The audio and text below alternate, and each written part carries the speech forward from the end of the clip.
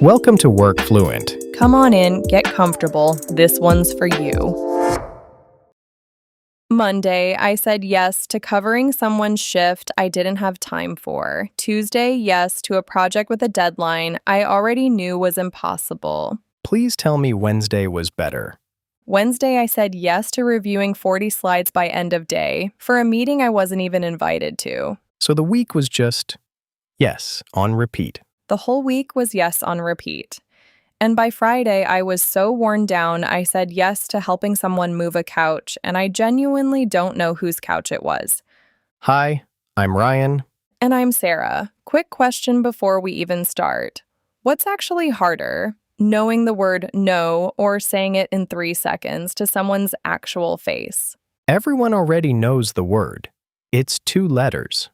You learned it before most of the words you use every single day. So it's clearly not a vocabulary problem. Which is exactly why AI can't fix this one. You can ask it to write you the perfect no, and it'll hand you a flawless paragraph in 4 seconds.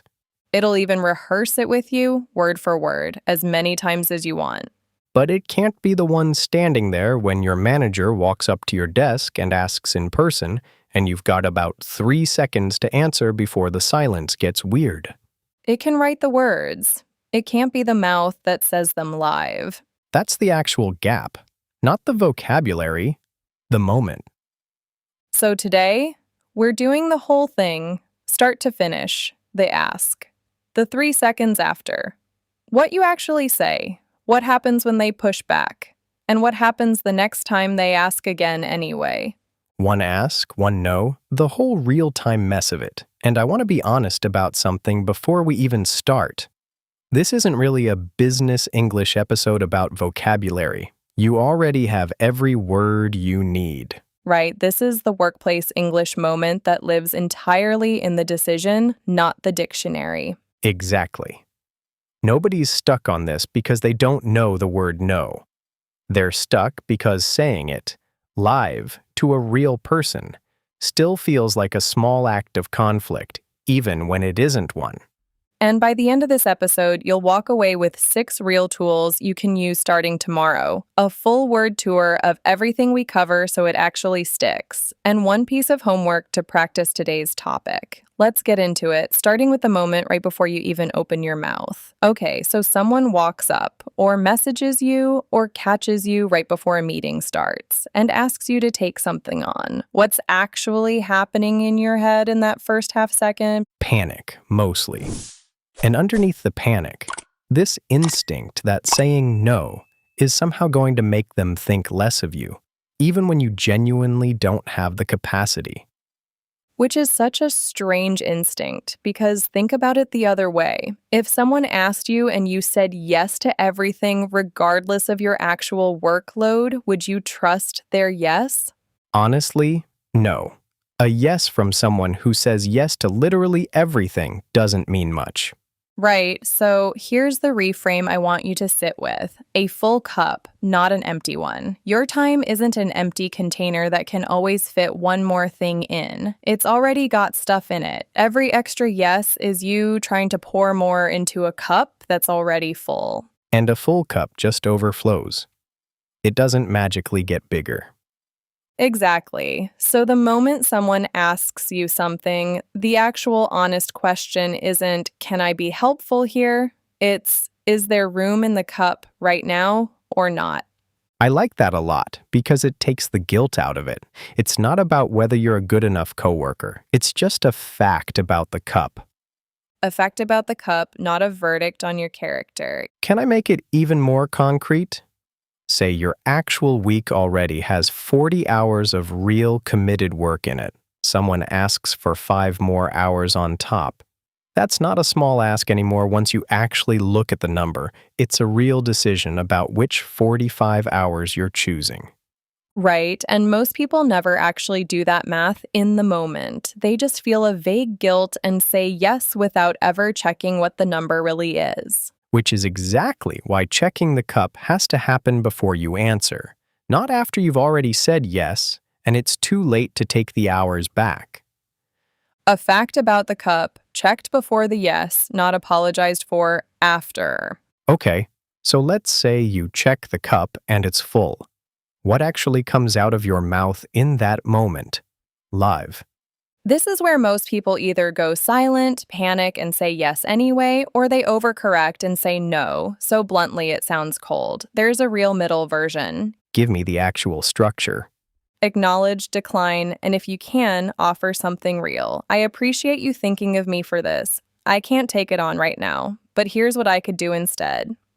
So it's not just no, it's no, with a real reason built in and a door still open on your terms.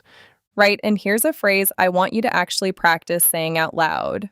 I can't take this on right now, but here's what I can do. That's it. One sentence, no over apologizing, no 5 paragraphs justifying yourself. That's the second thing I want to name today, actually. No is a sentence, not an apology. You don't need to build a legal case for why you can't. One clear sentence is enough. I actually used to do the opposite of this constantly. I'd say no and then keep talking for another 30 seconds, explaining every reason. Like if I stopped explaining, they'd think I was lying. Did the extra explaining actually help? It made it worse, if anything. The more I explained, the more it sounded like I was making excuses instead of just stating a fact. One clean sentence lands so much better than 5 nervous ones. Okay, here's a scenario I think trips people up the most. You're caught completely off guard. Someone asks in the hallway, or right before a meeting starts, and you haven't had 30 seconds to think about your actual workload. This is exactly where the 3-second buffer comes in, and I want to be really clear about something first. Pausing before you answer is not the same as being weak or indecisive. Give me the metaphor. The 3-second buffer is a breath, not a stall. A stall is avoiding the question. A breath is just taking one real second to actually check the cup before you answer, instead of blurting out a panicked yes. So what does that actually sound like out loud? Let me check my plate and get back to you by end of day. That's it. You're not saying no yet, and you're not saying yes out of panic either. You're buying yourself the actual time to check. And that phrase does something specific, doesn't it? It signals you're taking the request seriously, not dodging it. Exactly. It's the opposite of dodging. You're saying, this deserves an actual answer, not a reflexive one. I wish I'd had that phrase years ago. I used to just say yes on the spot every time, because the silence of thinking about it felt unbearable. How'd that usually go? Badly, eventually. I'd say yes in the hallway, and then panic about it for the rest of the day once the adrenaline wore off, and I actually looked at my calendar. Which brings up something real. Your calendar is a budget, not a wish list. A wish list is infinite. You can add anything to it. A budget has an actual limit, and every yes spends something real out of it. So checking your calendar before answering isn't being difficult, it's just checking your actual budget before you commit to spending it. Right, nobody agrees to a purchase without checking their bank balance first, at least not on purpose. Your time deserves the same check. And the strange part is, most people would never dream of just handing over money without looking at their balance, but they'll hand over 10 hours of a weekend without a second thought. Because time doesn't feel like it's actually being spent in the moment. It just quietly disappears, and you only notice the balance once it's already gone. Which is exactly why checking it first, out loud if you have to, matters so much more than it seems like it should. Okay, let's talk about the part that scares people even more than saying no in the first place. What happens when they push back? Oh, this is the moment a lot of people cave completely. They said no, cleanly, and then the other person says, "Are you sure this is really important?" And suddenly, the no evaporates. What's the actual move here? Repeat the no, calmly, without a new set of justifications. I understand it's important, and I still can't take it on right now. You're not arguing, you're not escalating, you're just restating the same fact. So the mistake is treating pushback like it requires a brand new, bigger defense. Exactly. And the more new reasons you invent under pressure, the weaker the whole thing sounds, because now it looks like you're negotiating with yourself out loud. I actually had this happen with a manager once. I said no to an extra project, calmly, with a real reason. She pushed back once, gently, and I just repeated almost the exact same sentence back. What happened? She said, "Okay, no worries," and that was it. The whole thing I'd been dreading for 2 days took about 11 seconds once I actually said the words.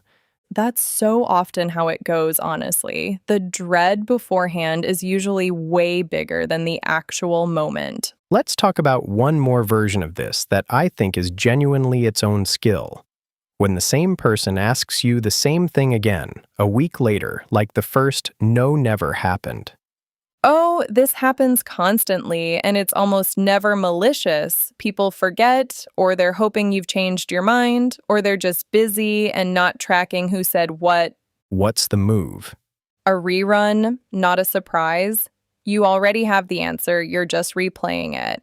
Same as last time, I still can't take this on.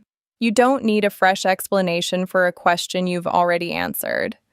So the second no can actually be shorter than the first one. It should be shorter. Honestly, the first no does the work of explaining. Every rerun after that just needs the short version. That's such a relief to hear, because I think people assume every single ask needs its own full explanation forever, even the fifth time. It really doesn't. Consistency does more work than a fresh justification every time. Let's talk about the specific case of saying no to your actual manager, because I think the power difference changes how this feels, even if the mechanics are the same. It really does feel different, even though the sentence structure barely changes. The acknowledge decline alternative shape still works. You just want to lean a little harder into the alternative part. Give me an example. Instead of just, I can't take this on, something like, I want to make sure the priority work gets done well. Can we look at what might come off my plate if this goes on it? You're not just declining, you're framing it as protecting the work that matters, not protecting yourself. So with a manager specifically, the alternative isn't optional. It's basically the whole point. Exactly, because a manager usually isn't just asking, will you do this? They're implicitly asking, how does this fit with everything else? And answering that second question directly earns you a lot of trust. This really is one of those workplace English moments that has nothing to do with grammar and everything to do with the half-second decision behind the sentence. What actually changes when it's not your manager, though? Say it's just a peer, someone at your same level, asking for a favor. Honestly, the structure barely changes, but the guilt does. With a peer, there's no power difference making the ask feel mandatory. So a lot of the reluctance is really just not wanting to disappoint someone you like. So the fear is more social than hierarchical. Exactly. And I think that actually makes it easier once you see it clearly. You're not risking your job by saying no to a coworker. You're just risking a slightly awkward 5 seconds. And that's a much smaller thing to actually be afraid of. I had exactly this happen recently, a coworker asking me to cover part of her presentation the same week I was already stretched thin. What did you say?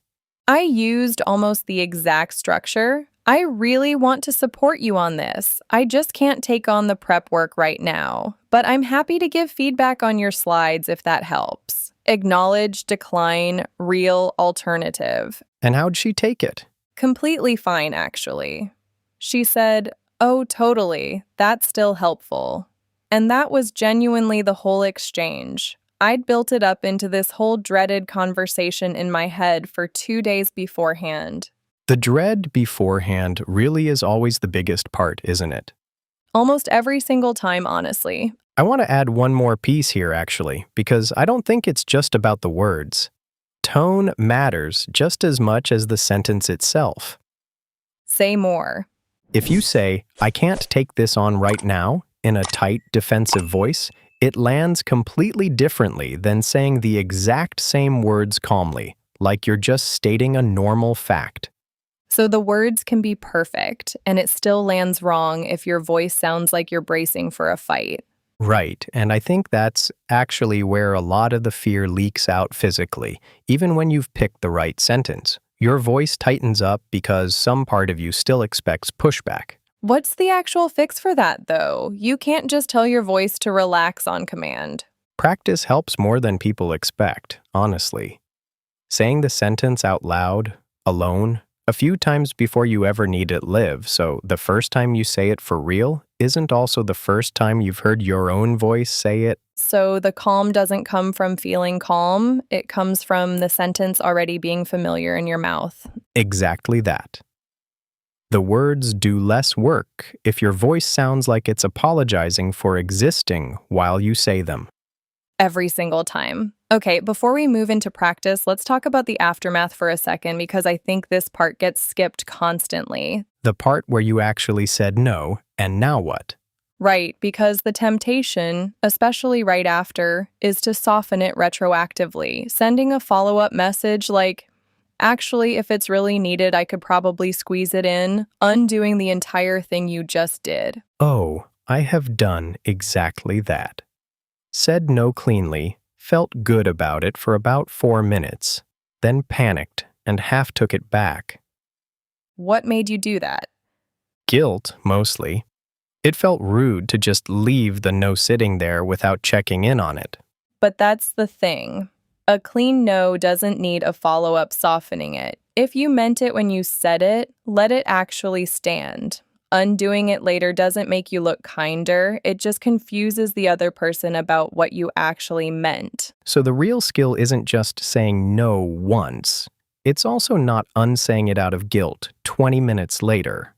Exactly that. Let the no be the answer, not a rough draft you keep editing after the fact. Okay, that is a genuinely full toolkit for one specific moment. The cup, the sentence, the breath, the budget, the rerun. 5 small shapes for one very real, very common moment. And not one of them required perfect grammar to use. Never does, honestly. Okay, let's get you some real practice. Conversation starters. First one. Practice the acknowledge decline alternative structure out loud. Pick a real request you've gotten recently and say it as, "I appreciate you thinking of me. I can't take this on right now, but here's what I can do." Second, practice the 3-second buffer phrase specifically for being caught off guard. Say, "Let me check my plate and get back to you by end of day" 5 times until it stops feeling like you're stalling and starts feeling like a normal sentence. Third, role play the pushback. Have a partner ask you something, say no cleanly. Have them push back once, and practice repeating your same sentence calmly instead of inventing a new reason. Fourth, practice the rerun version. Imagine someone's asked you the same thing twice. Say the short version out loud. Same as last time. I still can't take this on. Fifth, write out one real no you've been avoiding sending, using the manager-specific version, leaning into the alternative. Read it out loud before you actually send anything. And sixth, if you want the harder version, practice saying no and then sitting with it for a full hour without sending a softening follow-up message, even if it feels uncomfortable. That last one is genuinely the hardest for me personally. Same. Honestly, it's a real physical urge to go undo it. And seventh, one more. Say your go-to decline sentence out loud, alone, 5 times in a row, in a calm, even voice before you ever need it live. Get your mouth and your voice used to it before the real moment shows up. The rehearsal isn't about memorizing words. It's about not hearing your own voice say it for the very first time under pressure. Okay, let's do our word tour. Today's phrases all in one place. First, a full cup, not an empty one. Your time already has real things in it, so every new yes has to actually fit, not just get added on top forever, no matter how small the request sounds. In daily life, I already had a full weekend planned, so I told my sister my cup was full this time. Second, no is a sentence, not an apology. One clear sentence declining something is enough. You don't need to build a case for it, and the extra explaining usually weakens it instead of strengthening it. In daily life, just tell them no. It's a sentence, not an apology tour. Third, the 3-second buffer is a breath, not a stall. Pausing to actually check before answering is taking the question seriously, not avoiding it, and it stops a panicked yes before it happens. In daily life, give yourself the 3-second buffer before agreeing to anything at the door. Fourth, your calendar is a budget, not a wish list. Every yes spends something real, so check the budget before you commit it, the same way you'd check a bank balance before a purchase. In daily life, I check my weekend budget now before saying yes to every single plan. Fifth, a rerun, not a surprise. When someone asks the same thing twice, you already have the answer. You're just replaying it, shorter the second time, with no need for a fresh explanation. In daily life, when he asked to borrow money again, it was just a rerun, so I gave him the short version. And sixth, I can't take this on right now, but here's what I can do. The actual sentence that does the acknowledging, declining, and offering all at once, in one calm breath. 6 tools, one very real moment, whatever request you're facing next. All right, your homework this week. Pick one real request coming your way and use just one phrase from today, deliberately, on purpose. Not all 6, one. And let it actually stand once you've said it. No softening follow-up an hour later. And if it still feels uncomfortable, that's normal. The discomfort doesn't mean you did it wrong. It just means you did something new, and new things feel strange right up until the moment they don't anymore. One request, one honest answer, one full cup respected instead of overflowed. That's genuinely the whole episode. This is Sarah. And this is Ryan. And you've been listening to Work Fluent. We'll see you in the next one.